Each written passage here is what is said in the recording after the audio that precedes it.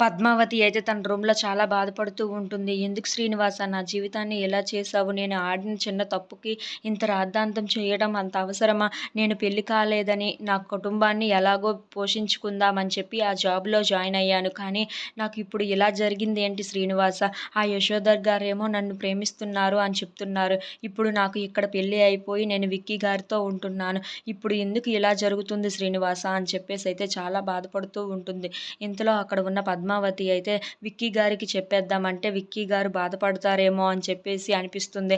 అలాగే అక్కడ ఉన్న యశోధర్ గారికి చెప్తే యశోధర్ వాళ్ళ అమ్మకు కూడా ఇప్పుడు హెల్త్ బాలేదు. వాళ్ళ అమ్మ ఏమైపోతారో ఏమో అన్న టెన్షన్ అయితే నాలో స్టార్ట్ అయ్యింది. ఇప్పుడు ఏం చేయాలో కూడా నాకు అర్థం కావటం లేదు శ్రీనివాస. నా కుటుంబాన్ని పోషించుకుందామని నేను ఆ జాబ్‌లో జాయిన్ అయ్యాను. ఆ చిన్న తప్పు వల్ల ఇప్పుడు ఇంత రాద్ధాంతం అవుతుంది ఎందుకు శ్రీనివాస అని చెప్పేసి చాలా బాధపడుతూ, ఏడుస్తూ అయితే ఉంటుంది.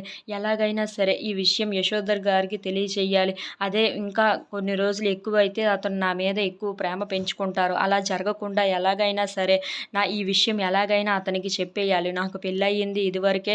నేను నా జాబ్‌లో చేరడానికి గల కారణం నా కుటుంబ సమస్యల వల్ల ఇలా జాయిన్ అయ్యానని చెప్పేసి నేను ఈ చిక్కుల నుండి ఎలాగైనా బయటపడాలి అని చెప్పేసి అయితే డిసైడ్ అయిపోతూ ఉంటుంది.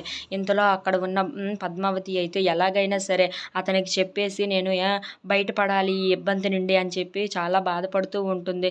ఆ తర్వాత ఏం జరిగితే అదే జరుగుతుంది అని చెప్పేసి అయితే అనుకుంటూ ఉంటుంది. If you like this video please like, share and subscribe friends.